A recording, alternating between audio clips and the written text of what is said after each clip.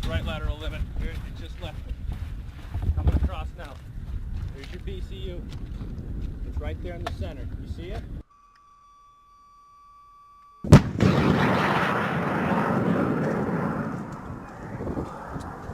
Yes, sir. Last one. Yeah, it was perfect. So. Yeah.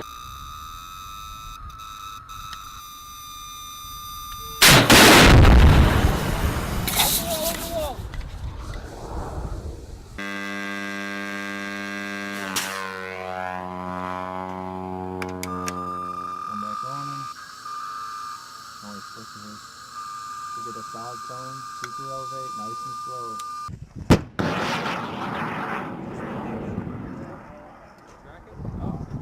Oh! Looks like it lost it for a minute. We'll take it. You're gonna step up onto the firing line in the dead pits up there, or sorry, in the pits as I was. And you're gonna have your missile. You'll have your A gunner stand directly behind you. He's going to assist with targeting and acquiring that aircraft as you're firing. So you're going to step up to the line. You're going to have your, right now we have a NICAD, which is a trainer battery. But when you're up there, you're going to have a BCU, a battery coolant unit, that's going to provide power for the missile while it's still spinning up in here. It's also going to provide that argon gas that cools the missile. So you're going to step up, you're going to insert your BCU or NICAD. You're going to look over the sights. You're going to find out where that aircraft is at. Once you've seen that aircraft, with the missile shouldered, hand forward on the uncage button, your other hand back here on the SNA switch and the trigger. You're going to acquire that aircraft. You see it, you can track it in the sights.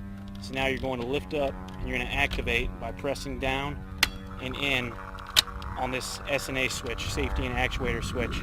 And as you can hear right now, back here you've got your speaker, which is going to provide those tones to let you know if you're tracking the aircraft, and you've got your bones transducer. This is going to vibrate against the gunner's cheek so that he can feel the tone, because sometimes it's loud, aircraft flying by, possible gunfire in the background. So you're going to hear those two things going off. This NICAD won't last very long, it's pretty much dead. So you've seen the aircraft, and the reason you activate on a clear blue sky, you're going to take your sights and you're going to put them above, below, or side to side on the aircraft and activate on that clear blue sky.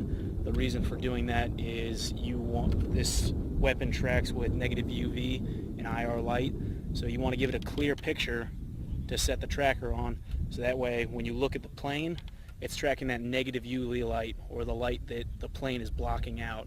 So that's how that helps you acquire that target. So once again, tracking, activate clear blue sky, safety and actuator switch. You're going to sight in, you can see the aircraft coming. I'll quiet that down so you can hear. You're going to sight in on that aircraft, you're going to put your rear sight reticle, match it up with your range ring, you're going to put the aircraft straight into that range ring. So you're tracking the aircraft and you're going to hear the tones going. You'll be able to tell the difference between the tone of a tracked aircraft and if it's untracked. So once you hear that tone, you're going to up here press that uncage button. So what this uncage switch does is allows this seeker head right here in the front. Right now it's at a fixed angle with these sights, so it's not moving at all. Once you press this uncage switch, it's going to allow that seeker head to track independently from the missile. So this little gyro up here, this seeker eye is going to be moving around looking at that aircraft. And the reason for that is you need to super elevate this missile upwards. You need to super elevate this missile upwards so that when it fires out, that launch motor is going to push it out of the tube, and then the launch motor will detach and the flight motor will kick in.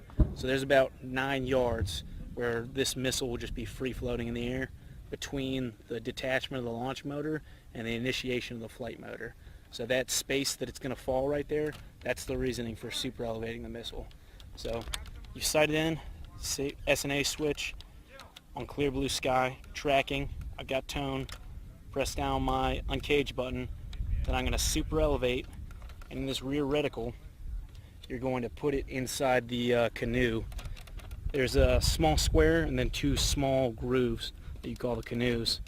So I'm going to look down from my range ring, I'm going to put it in that canoe, and depending on which direction it's traveling and what kind of aircraft it is, I'll super elevate and I may lead left or lead right depending on the direction and the type of aircraft.